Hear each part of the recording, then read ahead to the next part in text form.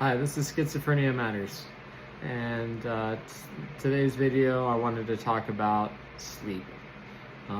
This is probably one of the hardest things to get a hold of after a period of psychosis, and some people will never claw their ability to sleep back again. It's difficult for me. I manage sleep by maintaining a strict bedtime, and so by 8:30 I get up, or I go to sleep, and by 5 o'clock I get up. And I try not to get up any earlier than 5 o'clock because I want to make it to 8 o'clock. And so like I start getting tired about that time. So I just really want to make sure I stick the the start and the landing, from 8:30 I go to sleep, and then at 5 o'clock I wake up. This gives me a nice long day, and I get to experience a whole day, and I don't take any naps, but I definitely will try to maintain like that regular sleep pattern. It just helps. That combined, I don't take medication for sleep. I can see why people do, but I decided that I would like to try it naturally for as long as I can, and it does work for me. I can't say it's 100% perfect all the time, because the other night, I couldn't sleep because I had reptiles in my bed. I had hallucinations that I had reptiles in my bed. And so, it made it very difficult to get a good night's sleep, as I was constantly trying to convince myself otherwise. And so, because now it's not so much, oh my gosh, there is this thing in my bed. It's more like just an annoying thought, and so I am on medication today, and that really helps, but not sleep medication.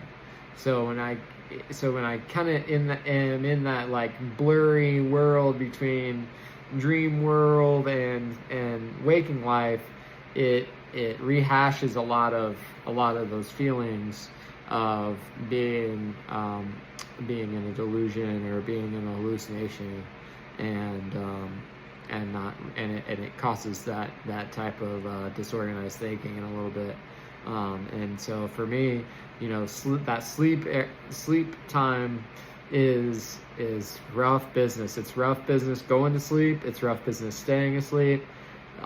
Waking up, I hope that I'm the same person that I was the day before.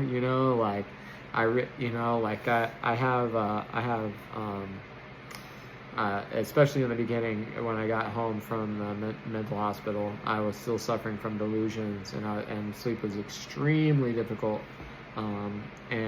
Because I would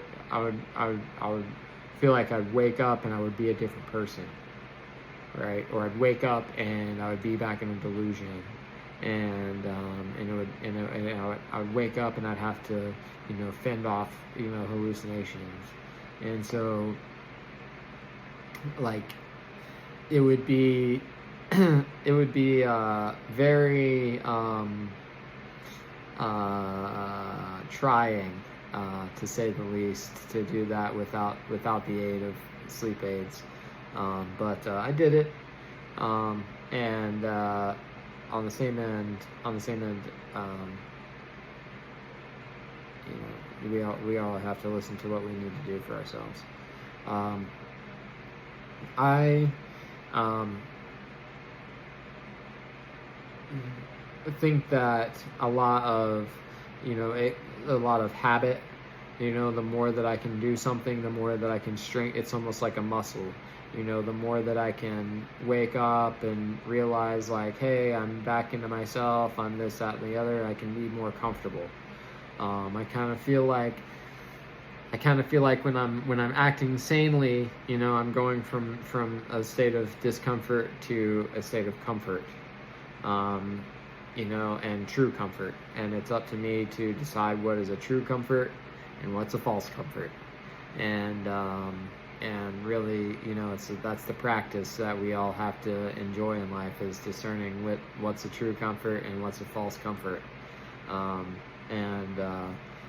but so far, you know, I'm holding on to the things that I see that are actually helping me. I am sleeping regularly and soundly. Um, there are some nights when I don't sleep as well, but there are some nights when I do have that, like, well rested, I sleep deeply, and I come out and I wake up in the morning and I feel refreshed. You know, I still have those nights are less than they were since my last psychotic break. My last break was I feel like it was pretty severe, and the damage was severe. I was untreated for a very long time, and undiagnosed for a very long time. But now that I am, and I do have support now, it feels better. I do have some cognitive impairment that I am dealing with, and if I don't get enough sleep, I really feel those impairments. So I really try to focus on getting enough sleep, and finding the best way of doing that. And so I'll try to eat a good meal, so a little bit before, so I know that I would digest it. So I eat around, like, a meal around 5 o'clock, almost like an old person, you know. Like, I really, you know, I really am, you know, and I'm trying to lose weight, you know, so I'm trying to maintain myself while I'm taking the antipsychotic. It's hard. It's hard to lose weight. It's hard to maintain your weight on an antipsychotic that I'm on, and like, it's difficult. But I'm still using it. I'm still maintaining my weight and doing good at that. But usually I want to be full enough so I feel full enough to sleep through the night. I noticed that when I feel full through the night, I can sleep better through the night. So I started eating a bigger meal while dieting at around 4 o'clock, so I can actually feel full throughout the night. And that way I can get better sleep, better quality sleep.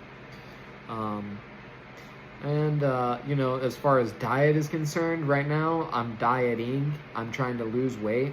I'm about 157 right now. And so I'm trying to get down to about 145. And you know, over the course of the next couple of months, that's slowly doing it, and, you know, just taking my time, so it's not a big rush. I'm eating healthier, and I'm eating about 16,000 to 20,000 calories, or no, I'm sorry, 1,600 to 2,000 calories a day. You know, just trying to maintain a steady, you know, a good diet. That's definitely a weight loss diet. But on the same end, you know, I feel good. I don't feel hungry all the time. I am, you know, I can make these videos. I can concentrate, and I can get to sleep. So I feel like, you know, the sleep issue is the one, you know, next to hunger, you know, and having a good place to sleep, you know, having a roof over your head, You know, these are all needs that we have to accomplish, and so we have to be able to we have to be able to sleep. And so for me, the ability to sleep has come through just trying to stick to a rigorous schedule, and trying to exercise during the day, and trying to have some type of do something, an exercise in the day that makes me tired. You know, whether it's making these videos, or whether it's I'm gonna, you know, whether it's leaving my apartment, going for walks, something to make me tired during the day, and that seems to help a lot. But anyway, I know that you know, these videos get kind of long. I think around 12 to 15 minutes is a good length. But I'm going to cut this one a little bit short. If you have schizophrenia, I hope you can find some comfort. I hope you pull through. Thanks.